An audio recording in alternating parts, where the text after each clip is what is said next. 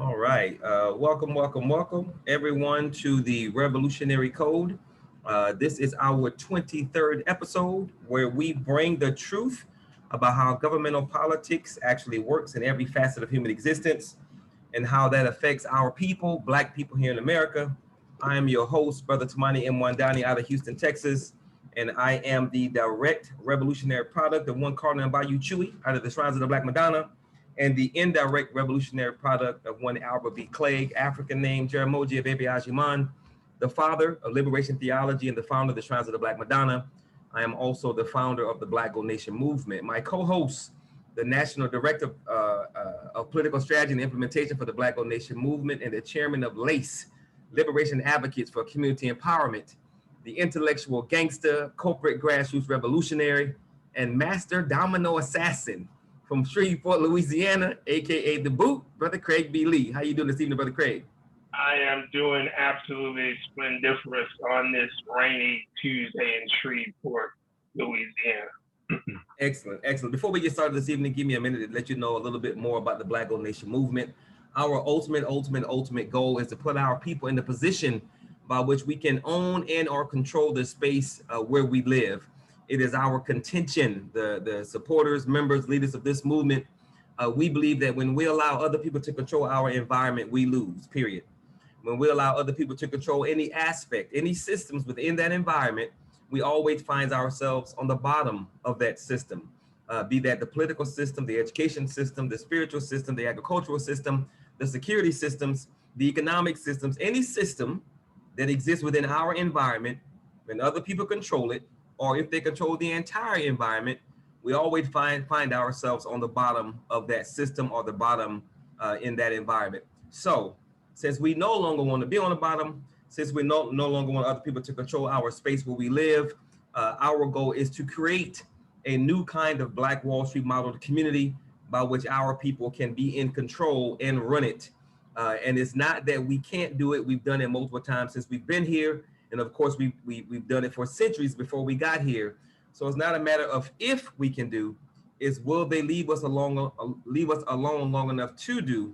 And then even when they don't leave us alone, because they never do, we need to do it anyway. So we are not here, Brother Craig and I, just to inform or educate. We're here to inform, educate, motivate, mobilize, organize, and build. Every single thing we do is about getting you, Black person, on board to help us build this nation within a nation for our people, period.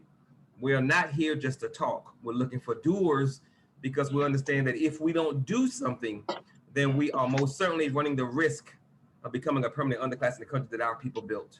So tonight's show title is One Night in Miami, the importance of strong leadership, spirituality, and right culture, and having a squad. One Night in Miami, the importance of strong leadership, spirituality, and right culture, and having a squad. So with that, Brother Craig, we're going to jump right into it. Let's start with a few definitions. What is your definition of leadership? My definition of leadership? Yes, sir. Yes, sir. What do you consider the importance of strong leadership? So how do you define leadership? Or even strong leadership? Leadership is the ability, a person who has the ability, or people who have the ability to guide multiple individuals or groups of individuals into a direction, not necessarily positive, because it could be on a negative tip, i.e. Adolf Hitler. And I guess it would be positive for them, but an individual who has the vision to guide individuals to a designated purpose for the accomplishment of a goal. People who can maximize gain from individuals, their potential, and help them elevate in terms of participating in a unified objective and goal.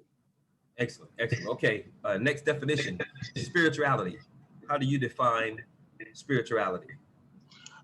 Spirituality is the intrinsic power source that lies within some people, we've had a debate about that, but lies within some people, and it is the power source that connects you to the creator and to the ancestral forces.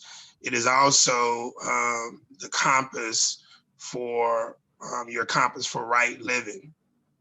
It guides you in the direction of ethical and moral conduct, and controls your production of right culture.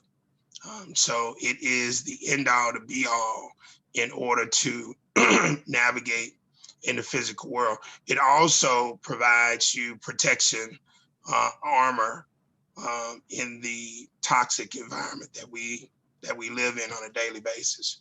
So it's power, it's a compass, and it's also protection. Excellent. Okay, cool.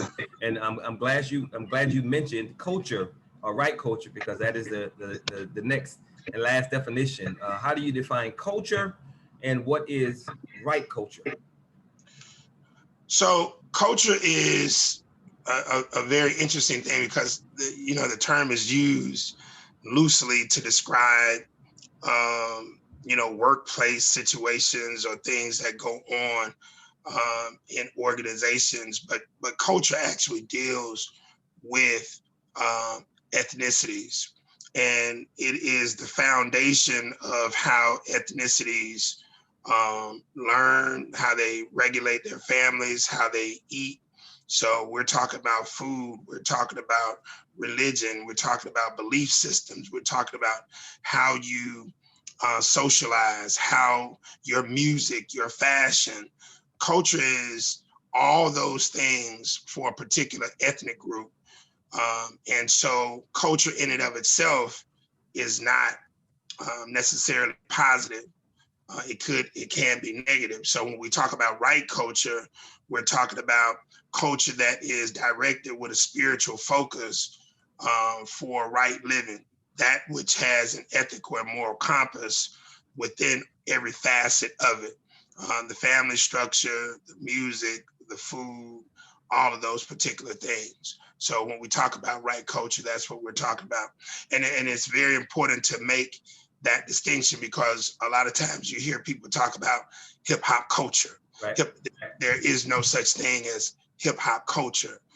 Hip hop music is a byproduct, or is a aspect of culture. There is no such ethnic group on the planet called hip hoppers. Mm-hmm. Okay, so that's a misnomer, and this is the unfortunate thing with language.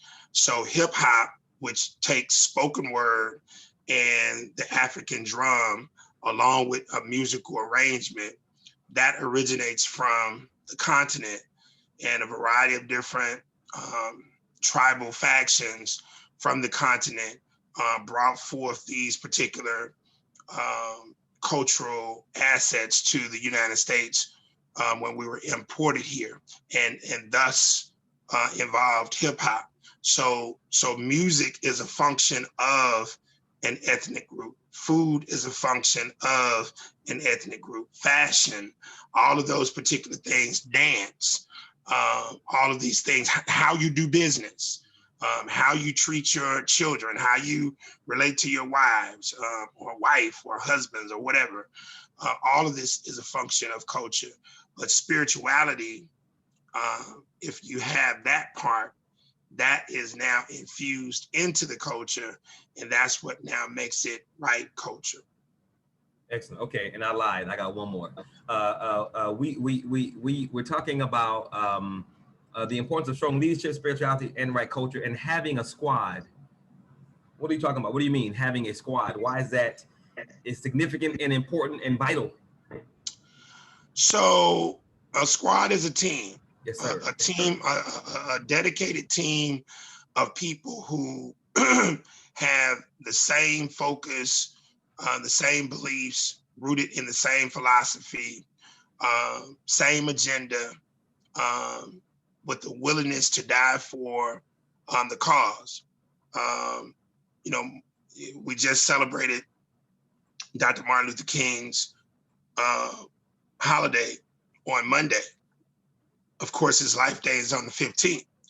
But when I left corporate America in June of 1995, it was a quote from Dr. Martin Luther King that influenced my direction in grassroots empowerment advocacy. And it was a quote where he said, if a man is not willing to die for something, he is not fit to live. So when you talk about a squad, a team, everybody on your squad would need to have that mindset that they are willing to die for the philosophy, the beliefs, the code that it has been established.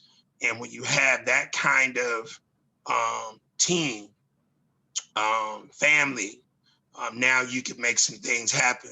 And I also suggest people go to the Bible. I think it's in the 10th chapter or 10th or 11th chapter of Genesis, and look at the story about the Tower of Babel.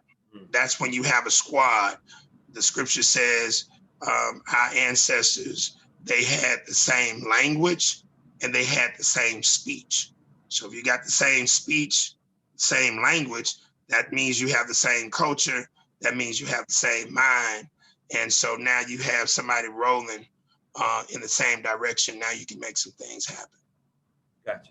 Okay. Now, this movie, One Night in Miami, was a heavy movie, entertaining movie, a deep movie on multiple levels. I watched it twice, and I'll probably watch it again when we have. Well, I definitely watch it again when we have our movie review, because there's so much going on in the movie. So the next question deals with the different characters in the movie. Oh, I got some background noise coming from somewhere, and I want to ask you about each of them. Malcolm X, Muhammad Ali, Jim Brown, and Sam Cooke. Yeah. What is the significance and impact of each, brother, both as Black men doing what they were doing then and their impact on our lives now? What is the significance and impact of each brother, both what they were doing then and how what they were doing then has impacted our lives or does impact our lives now? Each brother, one at a time. Malcolm X.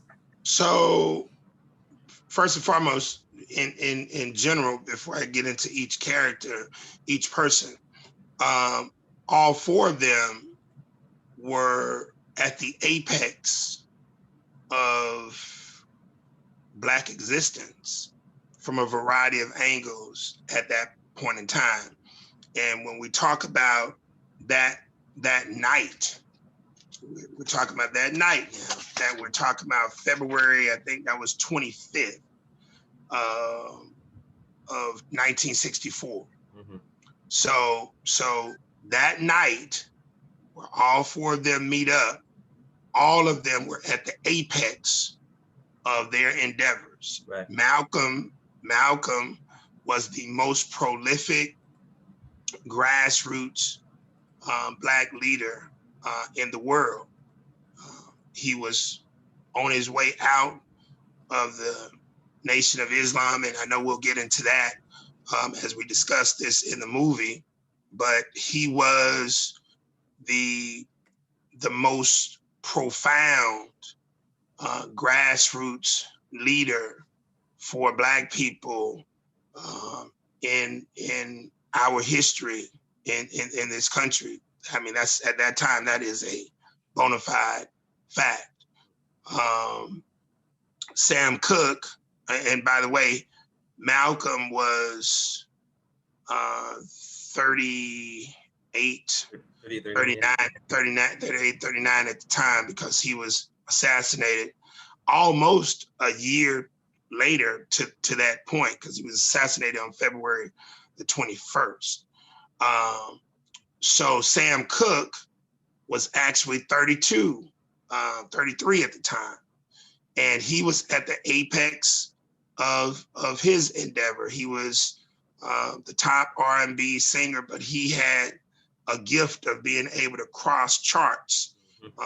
And this is, of course, brought out in the film, and I know we'll get into that. his significance because within the capitalistic system that we're in, the various branches of entertainment, and he represented the top of music entertainment. He was, you know, this icon.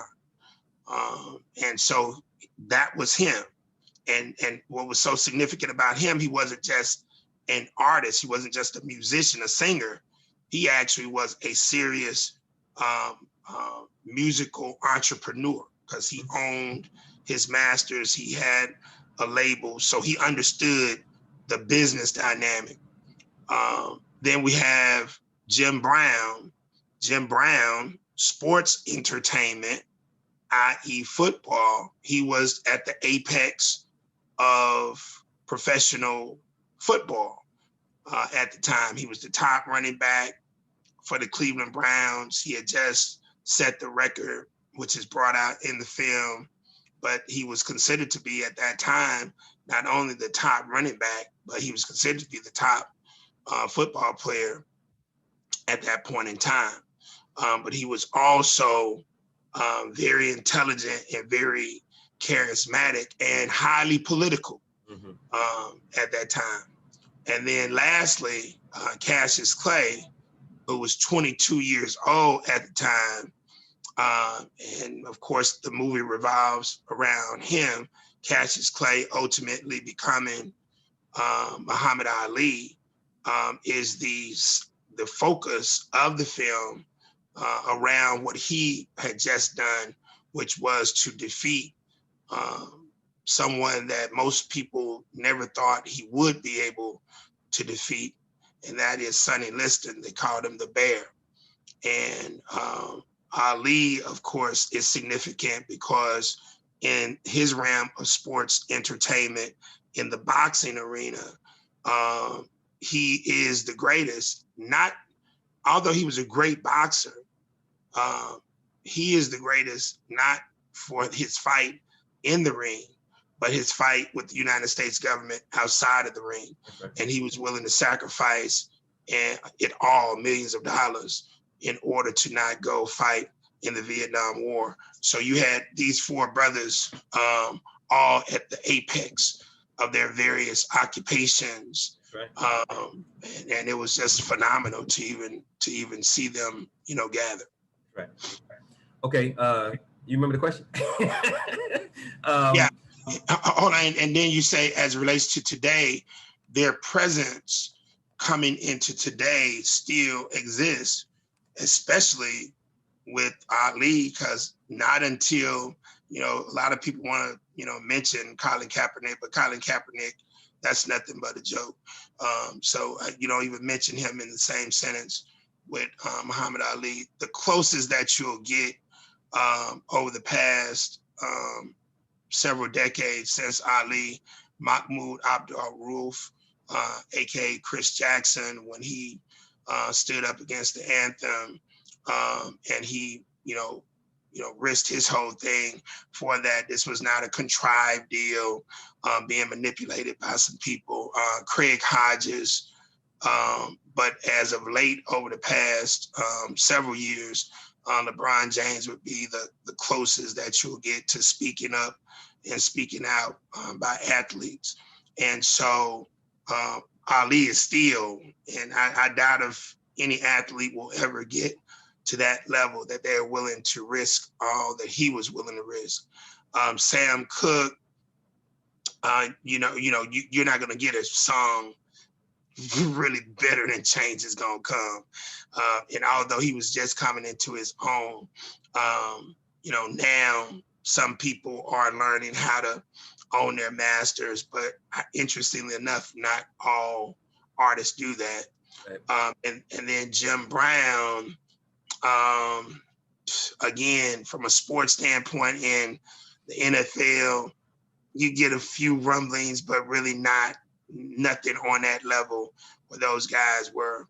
And then, of course, Malcolm, as it relates to today, he still is, one of the all-time greats as it relates to grassroots advocacy. Right. Okay. So you've already given us the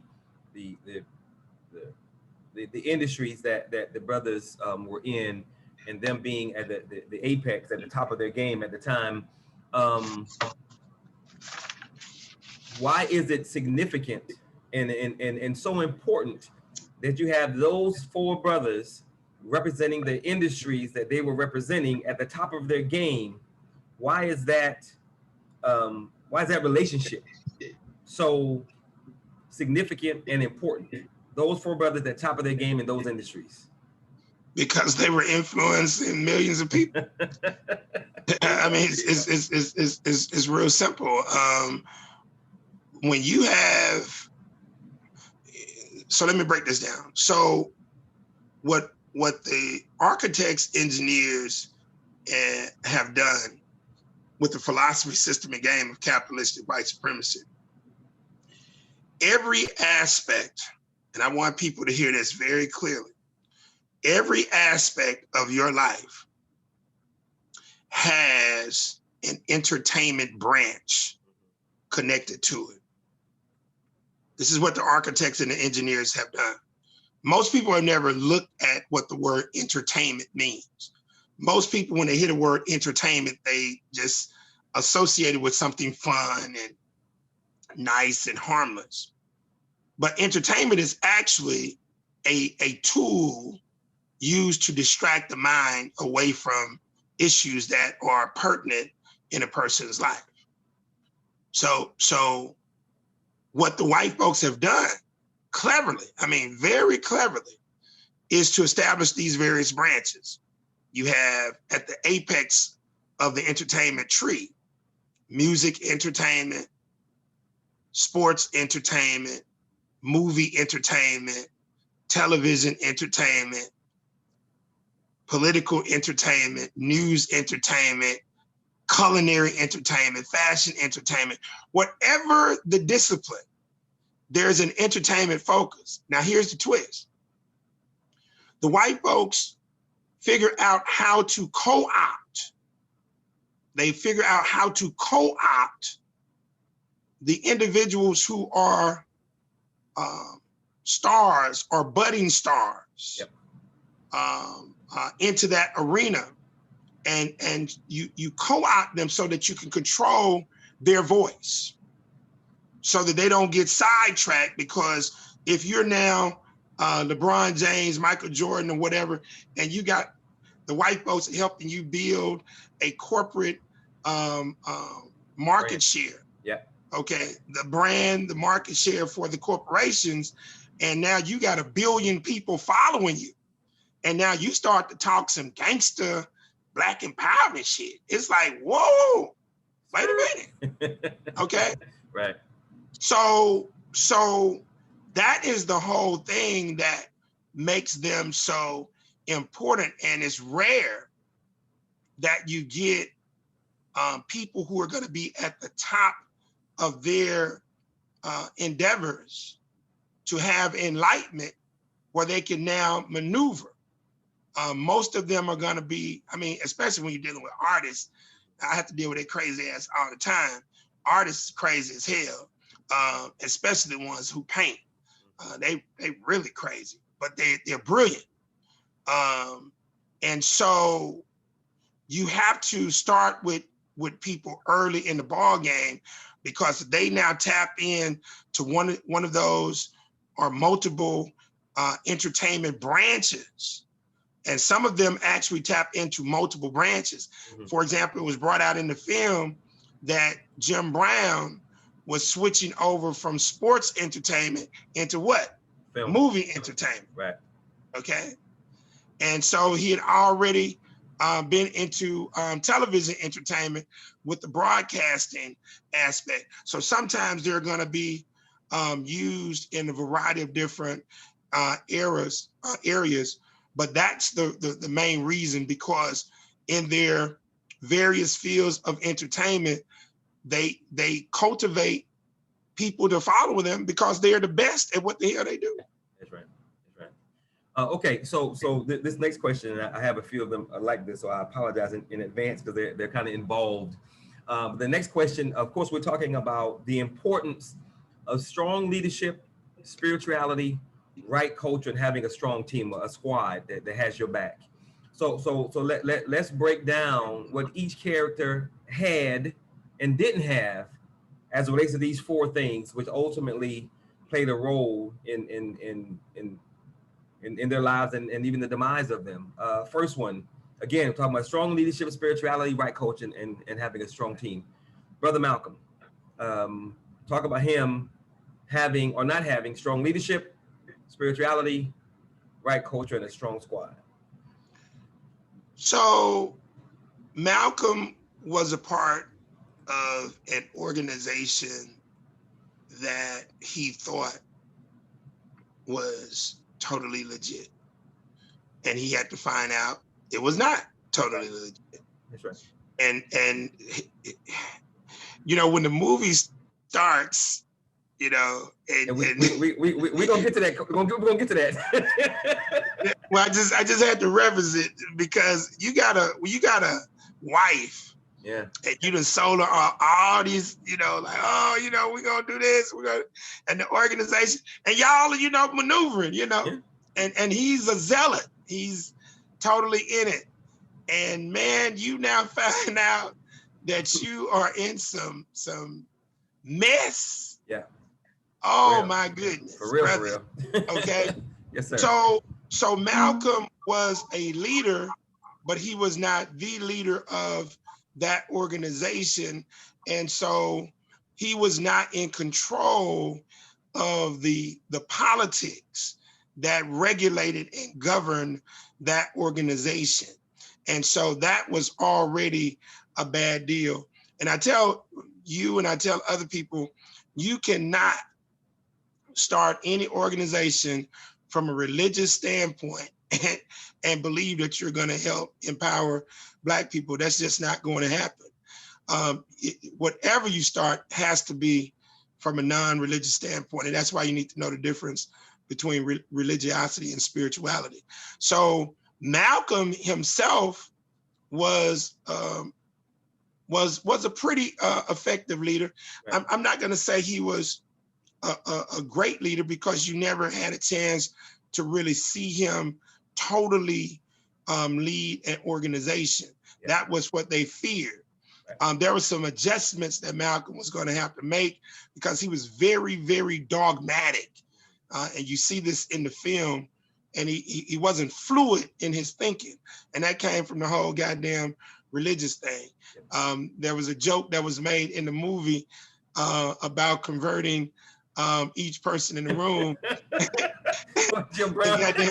Goddamn, that Jim Brown say, I know damn well I'm not gonna be no Muslim because you obviously ain't taste my mama's pork chop. Ain't gonna be no Muslim right. coming on, now. But they were very dogmatic in his approach. The other aspects, spirituality, and what else you want? Leadership and what else? Strong leadership, spirituality, right culture, and having a squad.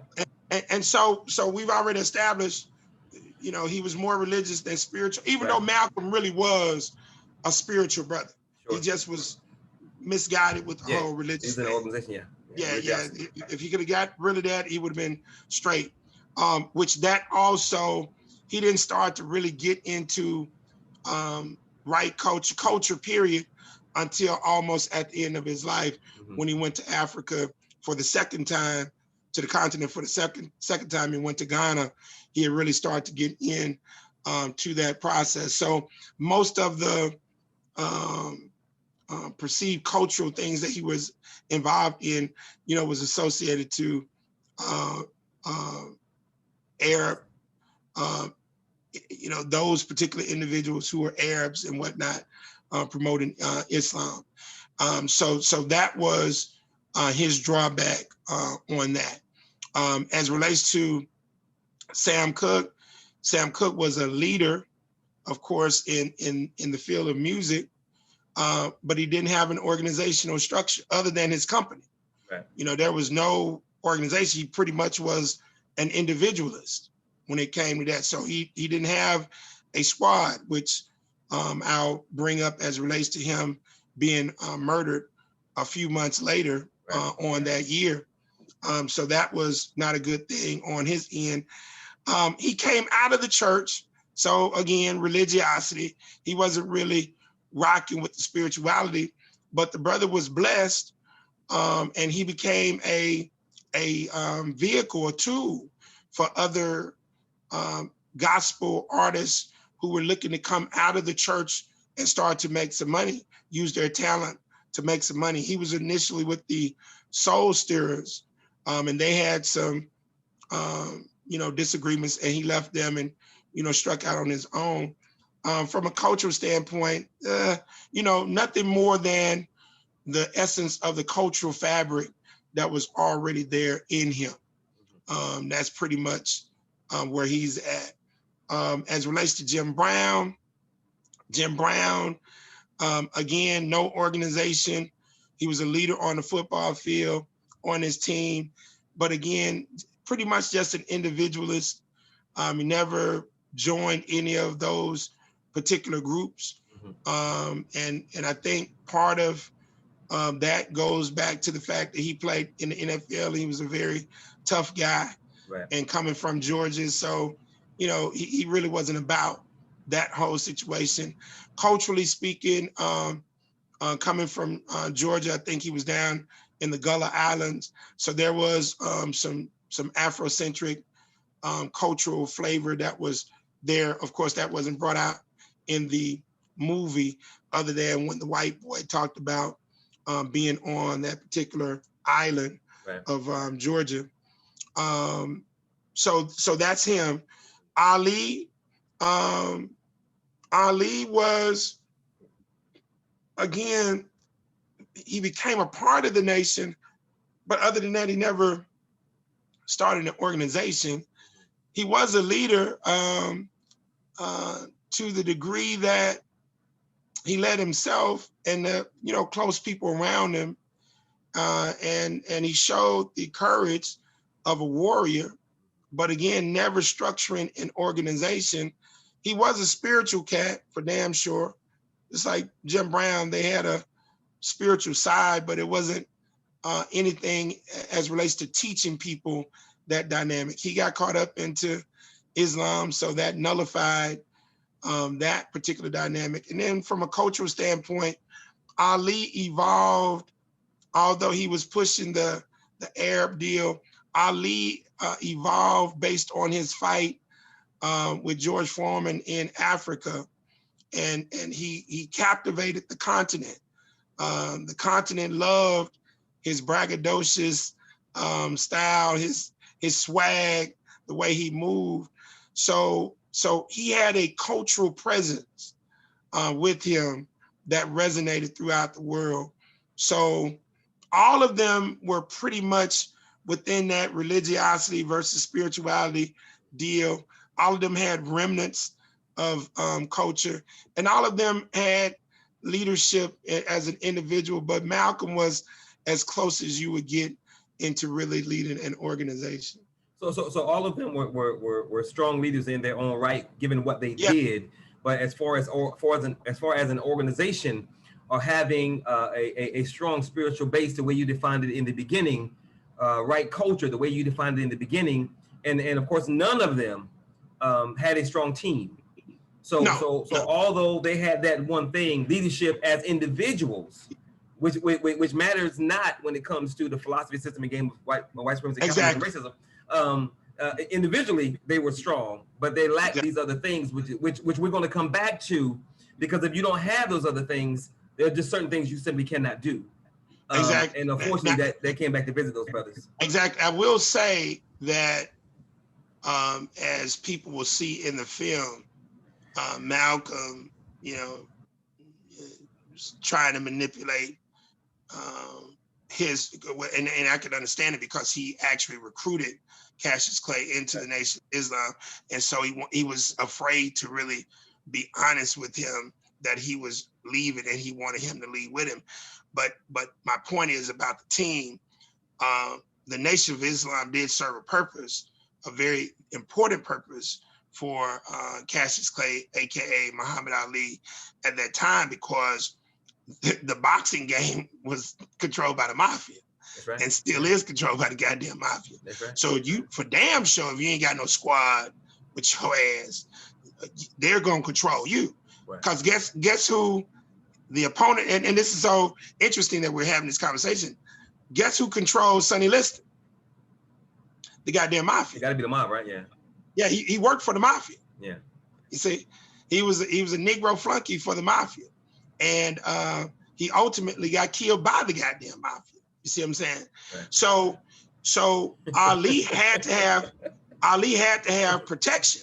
Wow. Yes, sir. And goddamn Malcolm, Malcolm was on thin ice Right. at that particular point in time, Right. because the nation had straight up killers, partner. Yeah.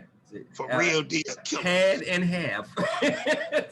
so no doubt. Okay. So yeah, as it relates to Malcolm and his issues in the Nation of Islam, the first scene we see of Malcolm, he's talking to Betty about his dilemmas with the Honorable Elijah Muhammad and Nation of Islam. They mentioned Louis X, which is Louis Farrakhan. What should we take away from Malcolm's opening scene when he's talking to Betty about his issues with the Nation of Islam, Louis Farrakhan, Elijah Muhammad? What should we take away from that? Because I've done a lot of research in that particular area, there's a lot. Yeah. There's a lot to take away from that. But in the movie, what you see is just a lot of naivete, man. Yeah. They were very naive as it relates to the gangster game, that they were a part of it, that they didn't really know much about. And you see the Betty's belief that Farrakhan, who Malcolm recruited and brought into the nation and trained directly, would basically side with Malcolm based on ethical convictions. Yeah. And that's why I say Malcolm definitely was spiritual at heart. He just was caught up in some shit that he didn't really understand. And he was so tunnel vision. And I want everybody to know this. And I relocated back to Shreveport in 1994 from Atlanta, Georgia. During my last corporate assignment as a pharmaceutical sales rep, but I was living in Atlanta, Georgia at the time, 1993, and Betty Shabazz came to ATL and she spoke at Emory University.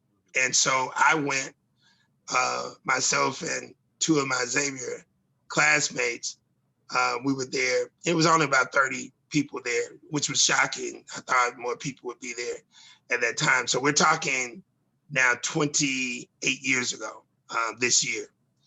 And Coretta Scott King was in the audience. She gave a very good speech. And this will give you some insight as to how dogmatic Betty Shabazz said Malcolm was.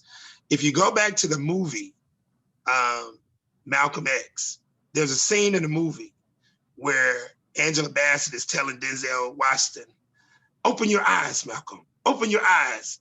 You can face death in the face 24 hours a day, but the thought of betrayal never run across your damn mind. Open your eye. And so she said that scene just made her feel so damn great. But she said she would never have told Malcolm that. She said you didn't talk to Malcolm that way. Right. So that pretty much gives you the perspective. So I remembered that when I saw the scene in this film. Right. I doubt if she was that gangster with Malcolm, at the front, at the beginning of this film. But she, after the lecture, came up and hugged me because she saw that I had my colors on, and it was very shocking. So we exchanged numbers. Fast forward, I get the job with Astra Pharmaceuticals, and I had to relocate to Boston. The day that I got to Boston in February of 1994, Louis Farrakhan was doing a a meeting with all Black females. And who but who did they have on the news station being interviewed that same day but Betty Shabazz? Right. And Betty Shabazz now said that Farrakhan was directly involved with Malcolm's assassination. And I'm like, what in the hell? Because she didn't bring this up Right. at Emory. So I thought it was very shocking. Unbeknownst to me, Brother Tamani, there was a white boy doing a documentary, and y'all can take this down. This can be your homework. You can go to YouTube, and most people don't know about this. It's called Brother Minister. Oh my goodness. Oh my goodness. Go watch that documentary. And when you watch that documentary and you come back and you watch the first part of this film, based on what Tamani just asked me about the first part of that film, you'll then understand the dynamic. This game is so gangster, it's unreal. So there's a history there. And so if you think about it, Tamani, this was 94. Mm-hmm. What was going to be happening the next year? The Million Man March? Exactly. Do you think you could have had Malcolm's widow going around saying that you? Yeah, that would have been bad PR. So follow me now. Follow me. I'm gonna connect the dots for you. All right. So how do you shut Malcolm's widow up without killing her? How do you shut her up without killing her? You get to those that matter most, her kids. Now we're gonna attack the goddamn children. And so the one they went after was Kabila Shabazz. All of this is documented. Just pull it up. Kabila, the second oldest. Now, all of a sudden, when I get out of training, I come back to Shreveport, Kabila is arrested perceptively for the assassination attempt of Minister Louis Farrakhan. Now, how in the hell would one person, if you've ever been to Chicago, you ain't gonna get that close. You ain't gonna get that close, bro. It ain't gonna happen, bro. That's right. That's right. So there's so much behind this film just to really deal with just that scene alone. It's unreal. But needless to say, that is a paramount part in the movie, and Betty makes it very clear. But yeah, both of them were very naive about how the nation operated, and it was unfortunate. But they thought if they had told Louis Farrakhan, that he would, I guess, leave and everybody just do the right thing. But they didn't understand that millions of dollars was too much money. Too much money. Okay. All right. If you missed the beginning, you're listening to the Revolutionary Code, where we bring the truth about how governmental politics actually works in every facet of human existence and how that affects our people, Black people here in America. Tonight's show is our 23rd episode and is titled One Night in Miami, the importance of strong leadership, spirituality, and right culture, and having a squad. My name is Tamani Wandani. I'm the founder of the Black Gold Nation Movement. My co-host is Brother Craig B. Lee, who is our National Director of Political Strategy and Implementation. Okay, Brother Craig, next question. When Brother Malcolm was talking to Sam Cooke in the hotel room, he stated, all you bourgeoisie Negroes. Woo! I don't know if he was talking about Sam at that time specifically, but how would you categorize each of the brothers as it relates to the 6 factions of African descendants? Malcolm, Ali, Jim Brown, and Cook. How would you classify those brothers? The funniest thing is, all of them were broke-ass Negroes who had great talent.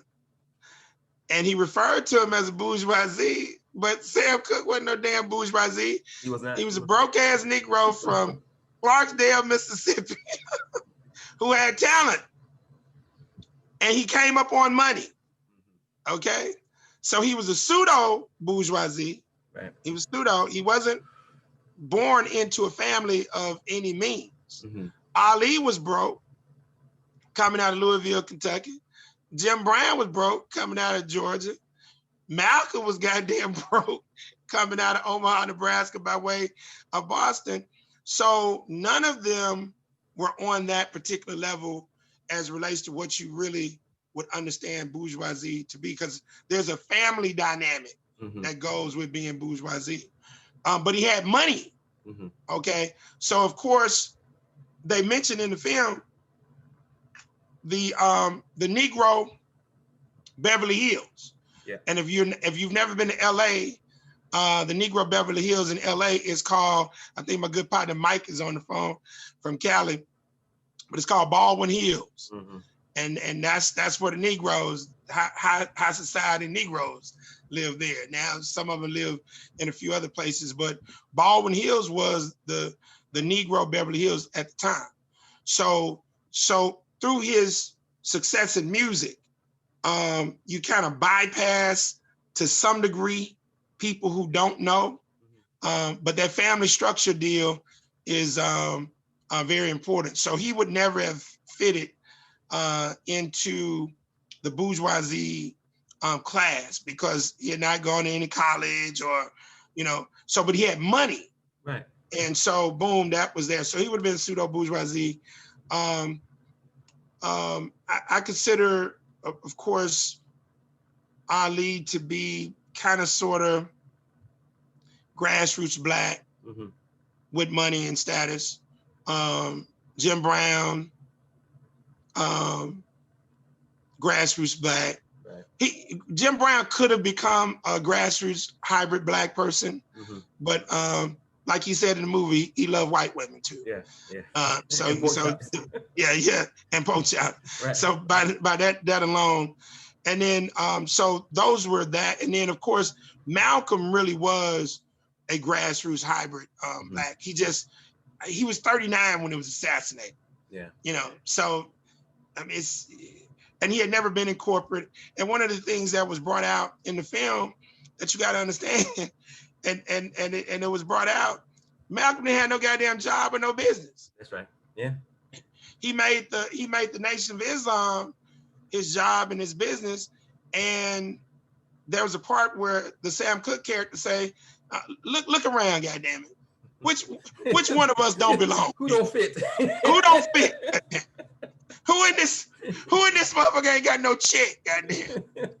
And they were going for, if that did happen the way that it happened, bruh, they were vicious. They were going at it, and they were so them two were so, it's like Jim Brown said, y'all done brought out the knives. I was wondering, was there love? Was there animosity? Because they were really going at each other in a vicious way. You didn't get it? See, they were the two, although Ali captivated the attention going against the United States. Sports entertainment definitely is in the top 3 of the entertainment tools that white folks use to keep people distracted and dismayed. Yep. But music, brother, music resonates. And let me tell you, at that time, to show you what I'm saying to you, Ali had just won the title now. Follow me now. They're saying world champion, but it wasn't no damn world. It was the United States, and the United States becomes the world. But goddamn, Sam Cooke was the world. Right. Because it is revealed in the film that who was interested in his music, the Beatles and who else? The Rolling Stones. That's right. So he was making money off white folks. Yes. Back in 1964. Right. So Sam Cooke, the reason you have that high level of confrontation between him and Malcolm, they're both at the apex of really, really impacting the minds of the masses of our people. You see what I'm saying? Jim Brown never got to that level because he stopped playing football. And he acted in some films, but like they were joking with him, he had the crazy ass films that he was acting in. his ass was getting killed in the first 30 minutes of the goddamn film. So it wasn't like he was no damn superhero, you know, up in here. You see what I'm saying? Like Shaft. It ain't like he was playing Shaft up in this movie. Right. And what you just said is the next question, because Malcolm was talking about, he was saying that I am the only voice moving forward, but with the support of you brothers, Exactly. you know, we can really make some things happen. So it's and you talk about this a lot as far as the importance of entertainment and the different levels of it. So how right was Malcolm in the 60s in that regard as it relates to these industries where you got these brothers who are at the top of their game, and Malcolm said, look, man, we can make some things happen. How right prophetic was he? I mean, he was on point, but he was never going to be able to, in his dogmatic way, he was never going to be able to really galvanize that. See, you got to be like Bruce Lee. I tell you all the time, my philosophy of this game is to be like water. Right. Okay. And so water, whatever you put it in, it assumes the shape of that instrument, that cup, that bowl, that whatever, without changing its structure. Look, man, if you're trying to be cool with some athletes, entertainers, hell, if you don't drink, hell, you can't be there talking about no goddamn praying 5 times a day up in this moment. I mean, you can't be talking about, damn, let's not go party, let's have some damn ice cream up in this moment. Right. I mean, you got to be able to socialize with people where they like, damn, this dude cool. So like, that's why I tell you, I mean, I play dominoes. I'll drink a little, you know, some cranberry and some vodka. Every now and then, I'll get some Crown on their ass, you know. But it's all about being cool and being social. Malcolm used to do those things when he was in the street. Used to, yeah. But when he became that goddamn religious person, it's just like all of that vanished. Yeah. And that's why Sam Cooke said in the movie, your ass used to be kind of cool. Yeah, he said, I don't like this dude here. Yeah. But that ain't you.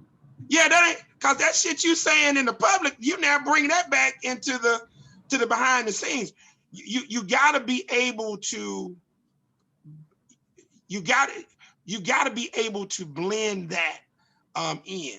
But if you're so dogmatic, that would never happen. But yeah, he was right on point in terms of being able to use that. But again, you're not bringing any income to the table. So you're always at a deficit. So you're expecting the people to follow you, and you ain't got no goddamn business. Right. You ain't got no occupation. Right. You see what I'm saying?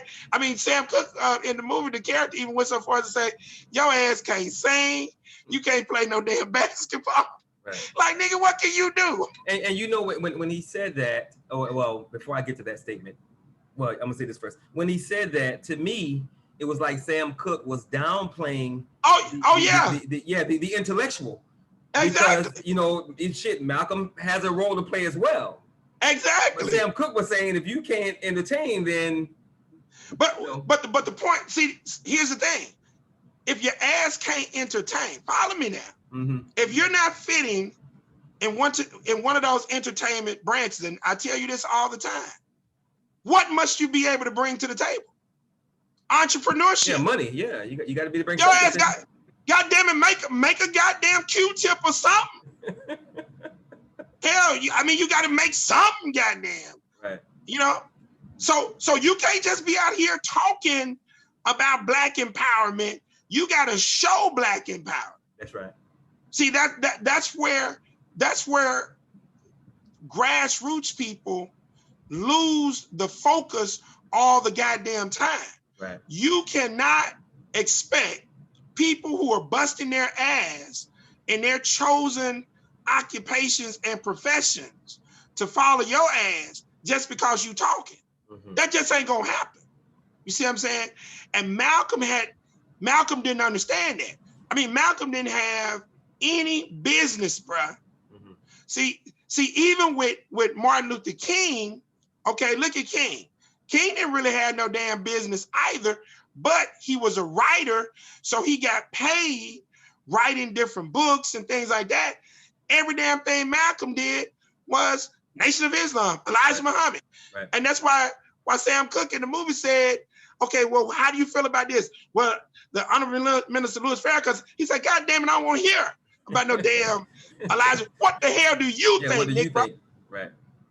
And Malcolm was like, Malcolm, no, goddamn well, most of that shit that he was saying didn't come from no goddamn Elijah Muhammad. Mm. But he attributed his intellectual capital to Elijah Muhammad. Right. You see what I'm saying? And to his detriment. Yeah. But hell, Malcolm, you gotta at least be able to make a goddamn bean pie or something. Right. Now, you refer to Malcolm. Yeah, Brother Ken says it. Money, status, and materialism. Exactly. You said Malcolm was a hybrid, but I don't know if he was because Malcolm. I say he could have been. He had the ability. Oh, no doubt. Yeah, but his rigidity. Malcolm wouldn't have been, at playing dominoes, drinking. He could have been had he tapped into his spirituality. Right. Religiosity kept him from being fluid in his thoughts. Yeah, and as we repeatedly discuss, religiosity is a wall because it closes you down. You're not able. It makes it very, very, very difficult for you to think outside the box. And I tell people that I have learned, brother, that the more, if you're a religious person, the more you read, the less religious you become, and the more spiritual you become, because you realize religion is man-made. So I think, brother, the most gangster statement that was made in the movie was made by Sam Cooke, and it reminded me of you when you talk about the story of baking powder, Arm & Hammer. Yeah. Sam Cooke said, everybody's talking about how they want a piece of the pie. Oh yeah, brother. Goddamn recipe. Oh yes, sir. Oh yes, sir. Goddamn. Now, if that ain't gangster, he's saying to hell with the pie. Let's own the recipe so we can show everybody how it's made and control that thing. Now that's a way. But look at what set that up. Malcolm was trying. See, you forgot the part where Malcolm was down in his ass for making these, as he was calling them, pop gun ass songs, pop tart ass songs, Nancy Drew ass songs. Some classics, man. That's what made some good music. I love him, but Malcolm went in the paint on his ass. Yeah. So look at what Sam Cooke said, and I'm glad you referenced, because this is one of the things I broke down. So I said, Sam Cooke, look at what he did.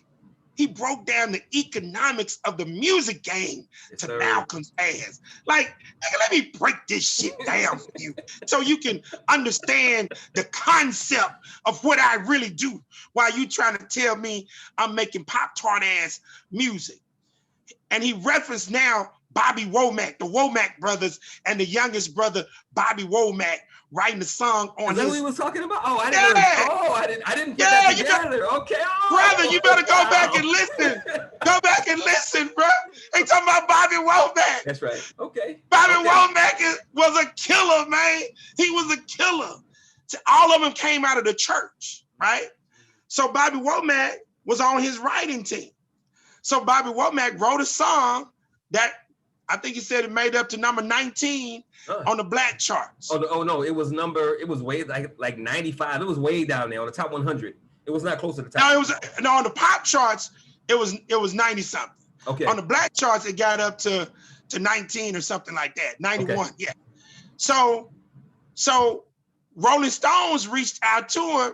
They wanted to record and do the song. So, at first Bobby Womack was like, nah, I don't want no white folks doing my music. So Sam Cooke said, okay, I'm overriding this because he don't understand the game. Right. He don't understand the game. So it's like, boom, he let them have the song. And it's like Malcolm said, that's right. That's wrong, brother. Now Malcolm commented, but your ass don't even understand the economics of the game. Right. So Sam Cooke said, yeah, he was mad for 6 months. And he said, his damn song, he said, I knew They song went to #1. His damn song dropped off the charts. Mm-hmm. He said, but after 6 months, Right. when he went to that damn mailbox and he got that check. That's right. You see what I'm saying? Yep. That's revolutionary there. Yes, sir. Within itself. Yep. Sam just didn't have the cultural dynamic to start the organization, but he was doing it in a micro way with individuals. Right. And he wasn't afraid to share. Right. But Malcolm didn't pick up on that. But so then Malcolm tried to discount that by saying, oh, ain't nobody never said you weren't a shrewd businessman. Mm-hmm. But so Malcolm religion wouldn't allow him to break free. Yep. To see how to become a hype. Yep. See, ain't nothing for me to go slap some dominoes with some Negroes. You understand? Right. Okay. And drink a couple of brews with a couple of cats. I can dig it. Okay. You can't do that when you're in the next Islam.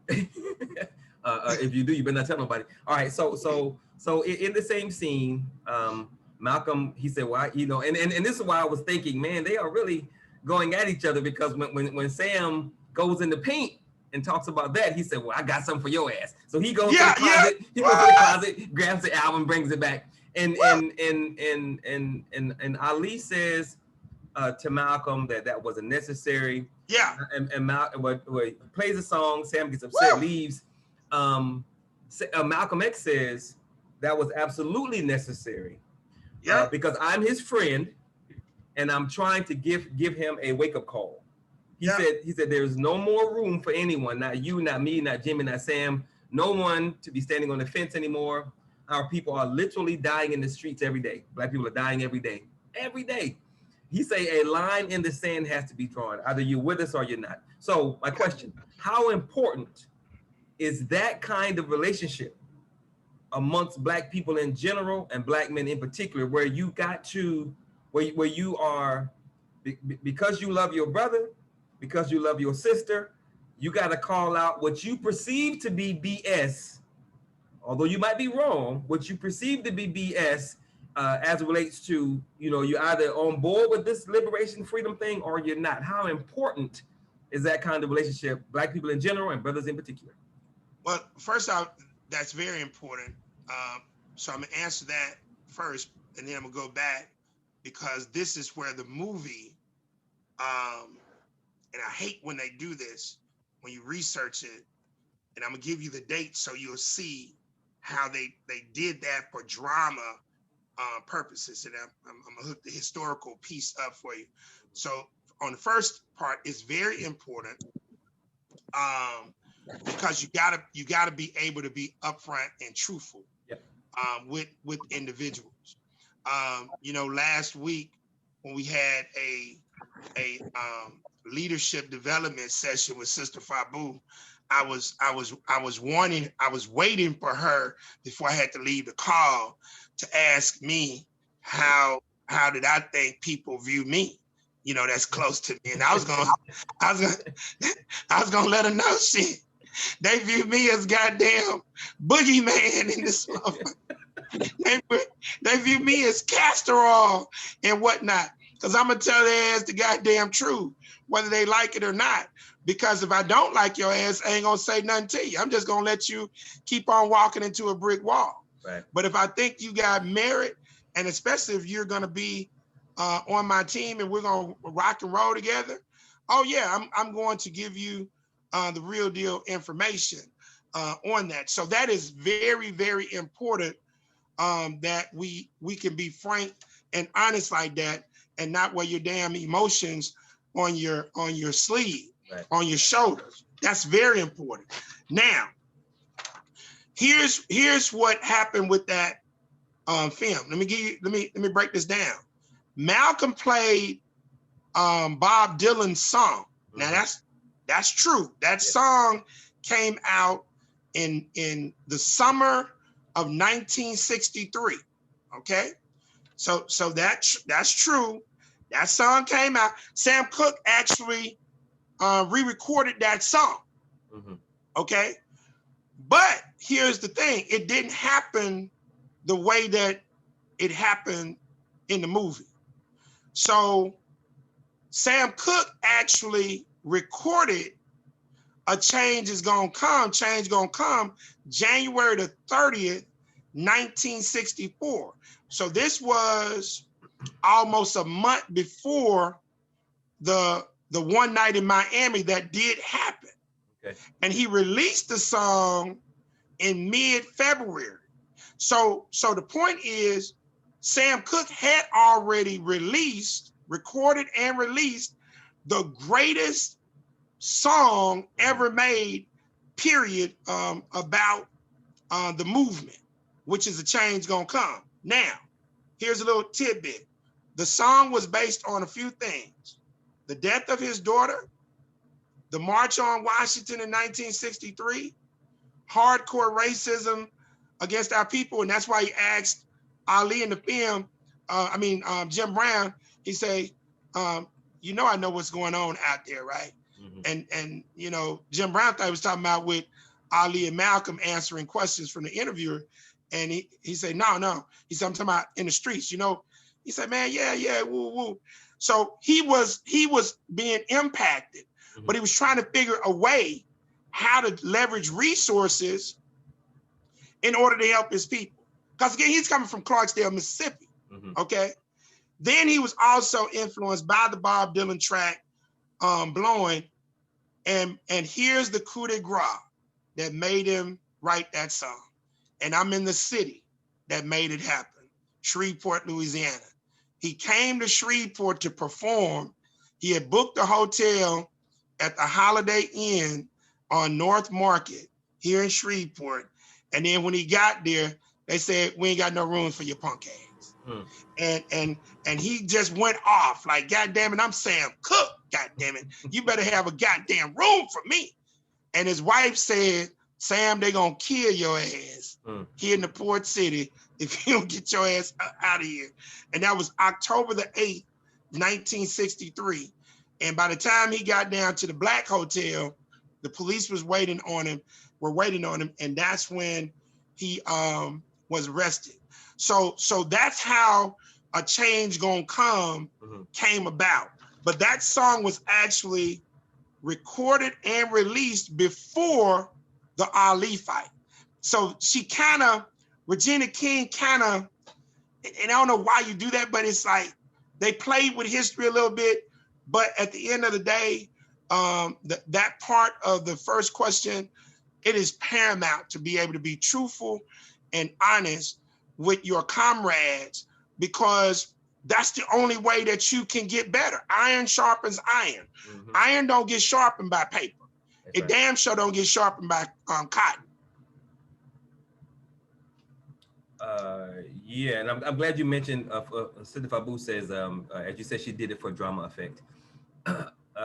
Okay, so I'm glad you mentioned Sam Cooke's wife, because the next question is deals with Betty Shabazz. Betty Shabazz, loving, committed Black woman, committed to the struggle, committed to her husband.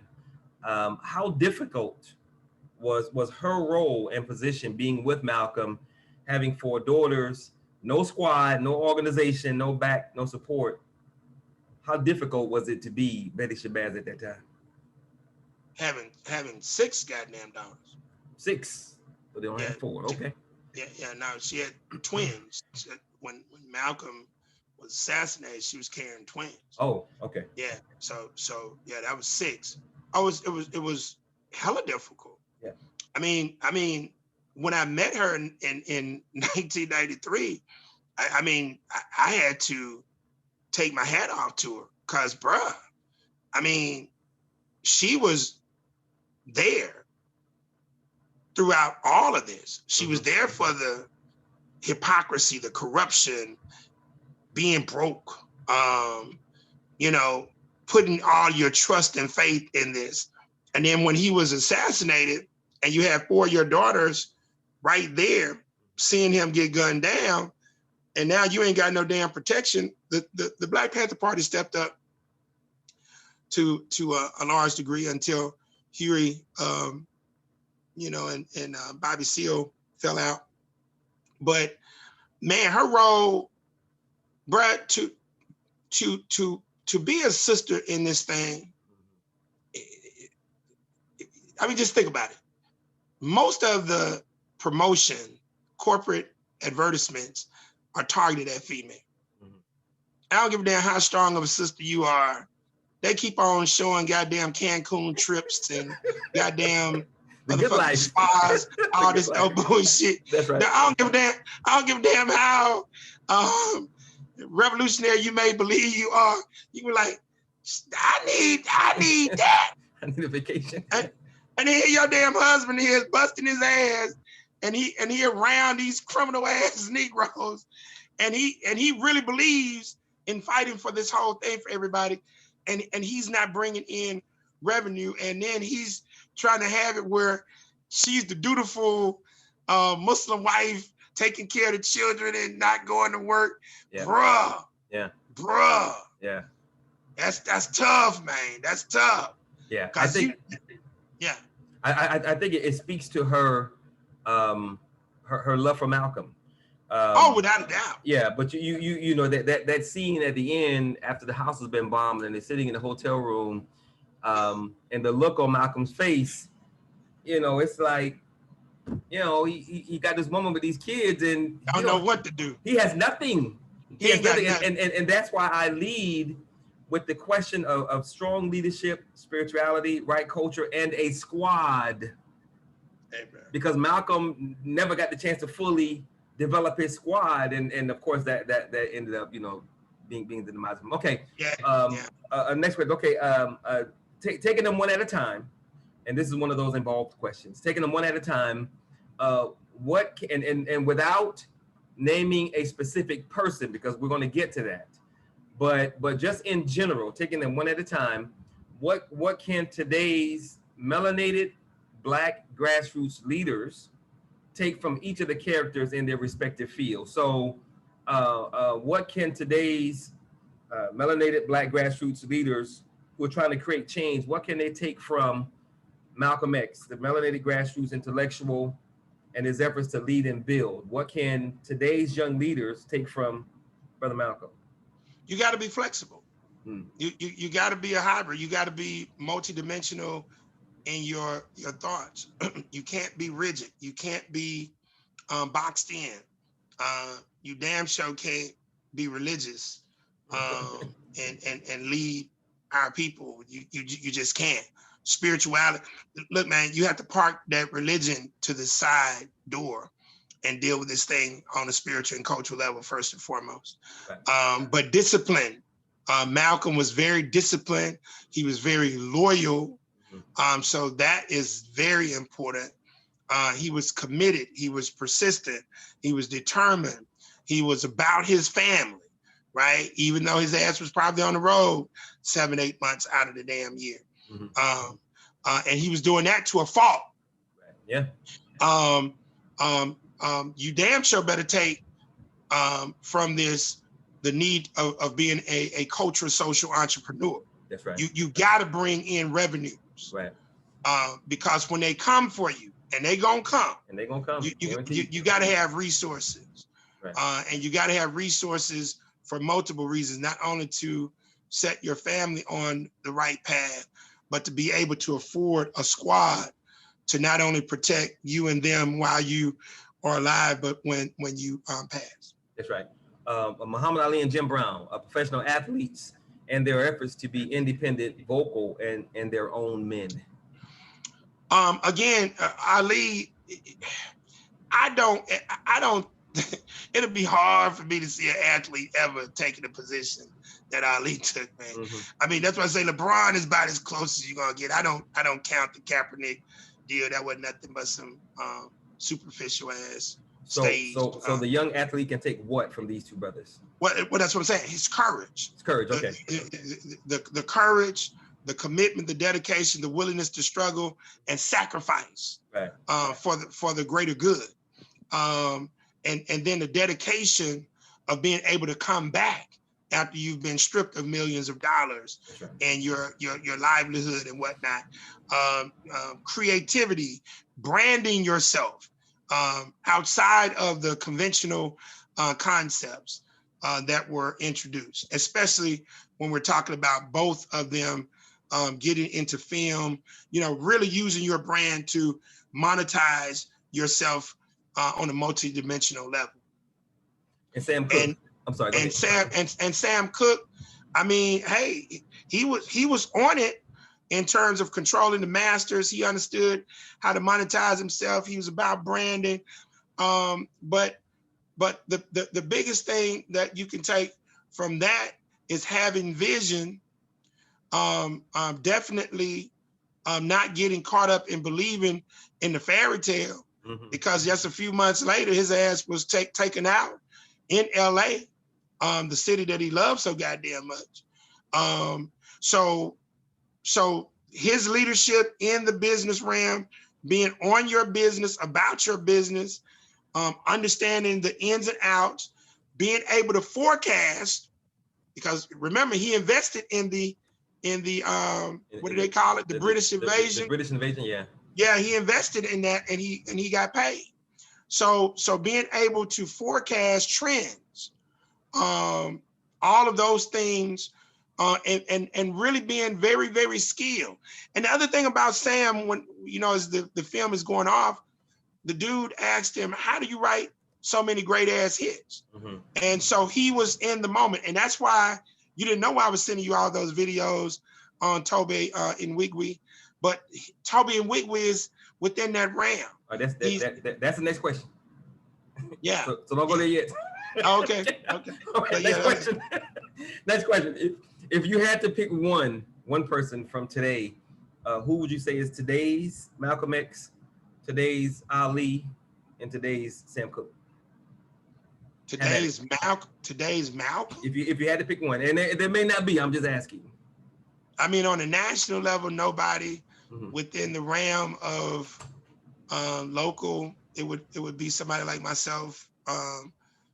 Be somebody, and let me say somebody like myself, without the religiosity, because for goddamn sure, I divorced myself from religiosity a long time ago.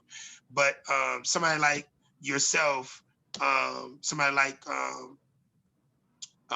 Brother Lloyd down in Houston. I'm trying to think of somebody else, because that's kind of hard there, bro. So that's about it on that. As relates to Muhammad Ali, that's LeBron, as close as you're gonna get on that. As relates to Sam Cooke, Tobe Nwigwe is now in that lane, doing some tremendous things. And then as it relates to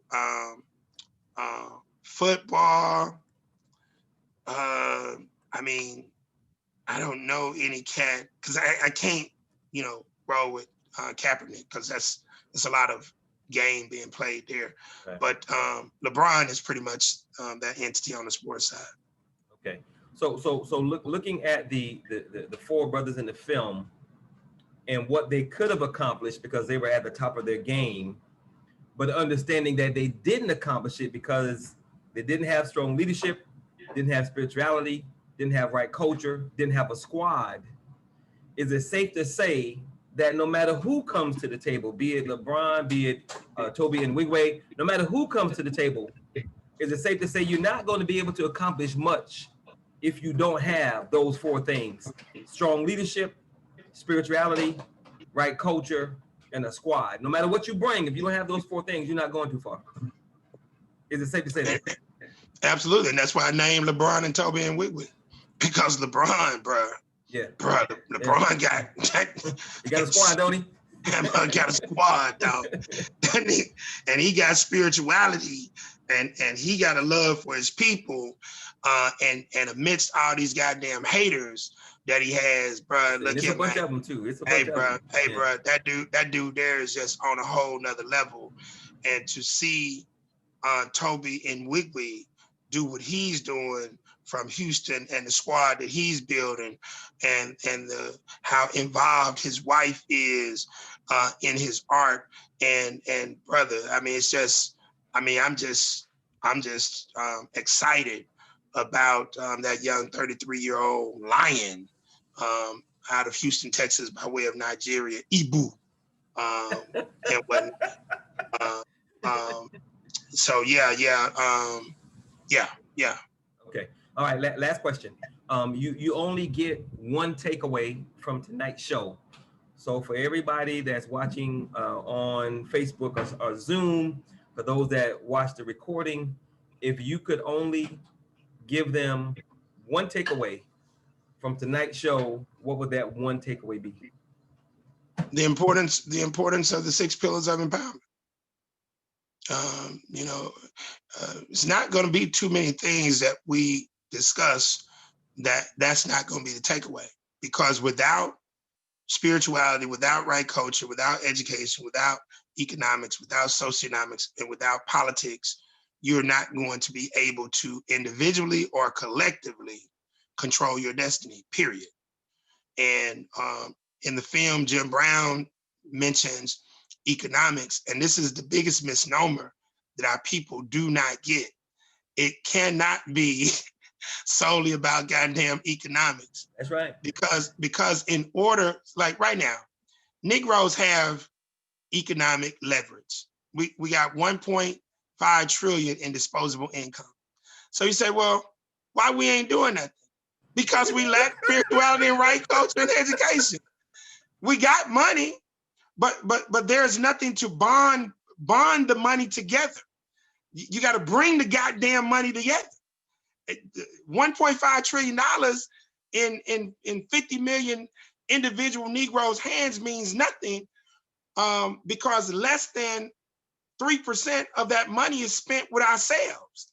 So over 97% of what we spend goes to every goddamn body else. So we keep on talking about economics. It ain't goddamn economics. It's spirituality, culture, and education before economics. You got to have those 3 things to bond you. See, everybody, oh, well, we ought to be able to be like the Chinese and the Japanese and the Mexican. What do they have, Negro? Culture. That's right. Culture. That's what bonds them together. So that's the takeaway. Empowerment, those 6 pillars of empowerment. Without them, you are not going to have yourself individually. You're not going to be strong. You're not going to be strong in your household, with your immediate family, your extended family, your community, and then collectively as a people, we will never make it. And that's the beauty. That is the fundamental beauty of the 6 pillars, because every conversation we have, every movie we review, every issue that we discuss as relates to the forward progress, survival, advancement of Black people, if those 6 pillars aren't present, all of them, it's easy to see why we don't have what we need to have, why we don't do what we need to do, and why progress is stymied. If you don't have those 6 pillars, you're not going to accomplish much of anything. And that's why I asked for the definitions in the beginning. That's why I referred to them throughout, and I mentioned them again at the end, because I want people to know and understand that you absolutely must have strong leadership. You got to have a strong spiritual base and a way to grow spiritually. You got to have right culture that's going to support you and what you're trying to do in your people. And of course, you got to have a team, because we don't understand. We don't understand that this game is a team sport. The white boys play as a team. They might argue and bicker and complain with one another, but they will put their differences aside, come together and do whatever they gotta do to make sure nobody else rises and rivals their power. But of course, we don't understand that. So every single thing goes back to those 6 pillars, because if you don't have them, then I don't care what you're trying to do, it ain't gonna work. It's not gonna work. And let me tell you, one thing that I wanted to point out in relationship to that, as gangster as Malcolm was talking in the film to Sam Cooke, right? Notice now, he didn't have that same goddamn tone with Ali. Yeah, okay. Or Jim Brown. Or Jim Brown. Okay. So now follow me now. Now, you're saying all of this stuff, but when it came down to speaking the truth to Ali, that your ass was leaving the damn nation, you didn't tell him. You see? Yeah. He was trying to skate around that. You see, and it was crazy because you recruited him, and now you got to see how you can segue out of it. Right. And one of the other key things that was brought out in the film, how paranoid Malcolm was, rightfully so, because he pretty much knew his time was limited. Yeah. And so the detail that he had from the nation that was there, they were participating in COINTELPRO activities with the government that was being brought out in the film. But again, Malcolm was very naive about the game. And it would have never worked with Ali leaving. And Ali understood that. I mean, because you got to think about it. Ali had 2 gangster factions that he had to deal with, and Malcolm didn't have no answer. Right. He had the cracker Louisville group that had put him on. Then he had the mafia that was controlling boxing. Yep. So you had to have another gangster organization or a righteous gangster organization, and Malcolm didn't have that at that point in time. So Ali was actually forced to stay with the Nation of Islam for protection more than anything else, although the leadership was flawed and very flawed, and also was infiltrated by the government. Yeah, and I like the statement that Sam Cooke made about, how big his house is in Chicago. Exactly. And how all that corruption that's taking place around his big A house. I'm like, man. And Malcolm says with pride, yeah, I've had dinner there. But nigga, you know then. You should know. Hey, bro, when see, and that's why I keep on hitting on the hypocrisy. Yeah. When Sam Cooke's character said that, and he talked about why your punk ass ain't calling them corrupt ass Negro politicians out, since you want to call out the white man. See, now what does that get back to? I always say on my page when these Negroes are killing each other, Black Lives Matter, Black Lives Matter. Negro, how can Black Lives Matter only when a cracker cop kills Black person, one of us? Yes, sir. So I always say, until Black lives begin to matter to unconscious savage Negroes, that's right, they will never matter to anybody else, especially our oppressors. That's right. So if you're not going to call out corruption of the Negro political officials that you're running with, why are you calling out corruption with white folks? Yeah. See, that's the hypocrisy that we don't get. You have to be above reproach. And you can only get there as it relates to the spiritual thing. And I tell people all the time, if you do your real research on the Nation of Islam, especially back at that time, bruh, Jesse Jackson and Louis Farrakhan going into the late 60s, early 70s. Yo, man, they were teaching. Jesse Jackson was teaching the El Rucon gang, the the Blackstone Rangers, the damn Gangster Disciples. They had 501c3s in the late 60s, early 70s, right, getting government funding. Yep. Jesse Jackson's half brother, Noah Robinson, is in jail to this goddamn day because he was a goddamn gangster. Man, these people are gangsters up in here, man. Right. And what we don't realize is that you can't do what you need to do as it relates to moving Black people forward if you don't have a gangster element, or if you're not connected to the gangster element. But that's another show. So that was my last question, brother. As always, we want to open it up for questions, and we want to start with our resident professor of questions, Brother Naru Quina, because Brother Naru always got a question. Brother Naru. So we're gonna start with Brother Naru. Brother Naru, you have any questions for Brother Craig this evening? I might have a couple of them. My man. First of all, can we see your LeBron James tattoo? I know you got one somewhere. What? He calling you out. Bromance, Naru, bromance. You love LeBron James so much. I don't see the comparison between LeBron and Muhammad Ali, and I'm gonna tell you why. When LeBron hasn't put anything on the line where he has to lose his career, Kaepernick did. Wait, let me finish. Kaepernick did, and then when LeBron had that chance to speak up in China, he kind of got a little quiet over there, brother. Now I ain't taking nothing away from him with the school, with the crew, but I'm just saying on a political level, and he's promoting Democrats. So I can't give him that right there. What's your thought on that?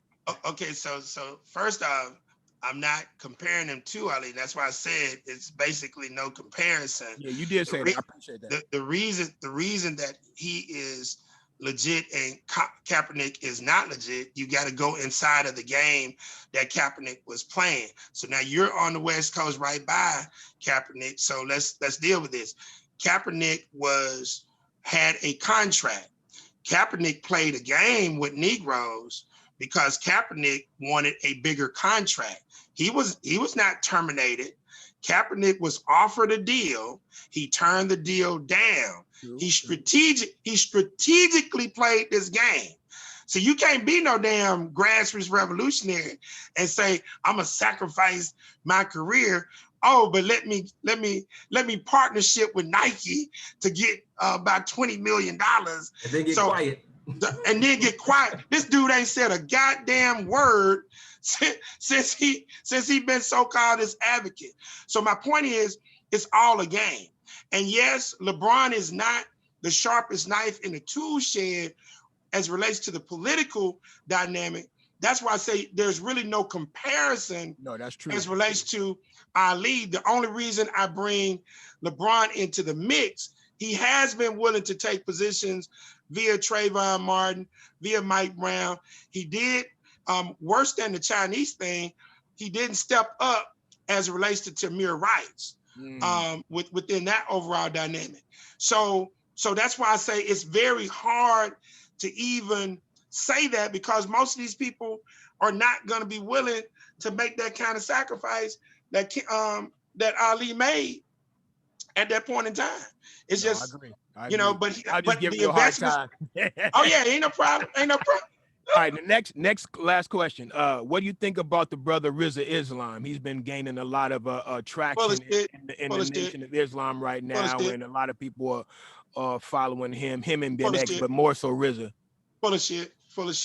He's full of shit, and he's been arrested along with his family, dealing with the goddamn Church of Scientology. He's been probably the most influential person inside of Farrakhan's ear, right, to get them to. Now think about how crazy this is. Your ass got your own doctrine, but you want your damn members to go join a racist white organization, L. Ron Hubbard's Dianetics, and Rizza Islam and his mama, daddy, all of them was running hustles in that. And the sad part about that dude, Brother Naru, and this is why you can't get caught up in so-called revolutionary rhetoric. These cats are talking game, but when you look at their action, you're not going to see that. But all of them know that for the most part, all you got to do is talk in a rhythmic way to our people, and then we'll get caught up with it. But when you do your research on that dude, it's full of shit. I mean, just bottom line, full of shit. Thank you, brother. All right, cool. So does anyone else have a question or comment for Brother Craig before we close this thing out? Anybody else have a question or comment for Brother Craig about the show? Anybody at all? Any questions going once? Any questions going twice? All right. Brother Craig, you want to give us your closing comments before we close this thing out? Hey, if you haven't watched the film, watch the film. But also go watch Brother Minister. Go back and watch, Spike Lee put a few things in Malcolm X. There was some, things that didn't happen the way it really did happen. But do some research on Malcolm. Do some research on Sam Cooke. Like I say, Sam Cooke was just 33. He was 33 years old. He was murdered. This took place now February the 25th, 1964. Sam Cooke was murdered December the 11th, 1964, at the age of 33 out there in California. Malcolm was murdered on February the 21st, 1965, so just a year later. So go and look at these cats, but just know this. These cats were young.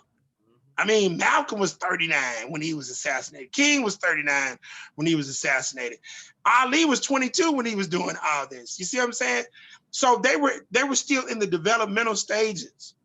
Because now being 53 years old, I can tell you right now, I mean, when I was 39, I was tight with my work, my words, but now I'm on a whole nother level versus the past 14 years. And for damn sure, at the age of 22, you know, on a whole different level than when I was at the age of 22, comparing that to Martin Luther King. But you got YouTube, you got other resources to go and read and study, but do that in concert with the film, and then it will give you some good tie-in. We're gonna be dedicating our mayor, although, you know, there are questions about his validity and whatnot. I do give him some credence and credit for making a major apology on behalf of the city of Shreveport to the family of Sam Cooke. You can read in several documents that a proclamation was made to his family. I'm going one step further in a book that we're going to be bringing out in the coming months, Who's Who in Shreveport-Bossier, Reflections of Cultural Diversity. His story is going to headline that book. And it's going to be a reflection of all of our movers and shakers, historically, current day, and in the future. And the lead article is going to be called Has Change Come? And we're going to reflect back on Sam Cooke and, you know, him coming here and that whole nine. So it's good that this film has actually come out. But do some research, tie it in, and then you'll be able to really get some full value from the film. All right. And cool. thank you guys for attending. All right, so this is our 23rd episode. If you want to watch the 22 previous episodes, go to blackgoldmedia.net, and you can not only watch those 22 previous episodes, you can also watch our movie review, because everything that we do ties into everything that we do. Again, as I say in the beginning, we're not just here to inform and educate. We want to inform, educate, motivate, mobilize, organize, and build. We're not just here to talk. We're trying to find people who want to do something and then show them how to do it. At the end of the day, if we're not adding Black people to a movement to build political power and control our own environment, we are going to continue to lose. As Brother Craig said, and I was constantly reiterating, if we do not have those 6 pillars of empowerment, spirituality, right culture, education, economics, socioeconomics, and politics, if we don't have those 6 bases covered, then no matter what we try to do, it's going to fall apart. And we see this repeatedly time and time again.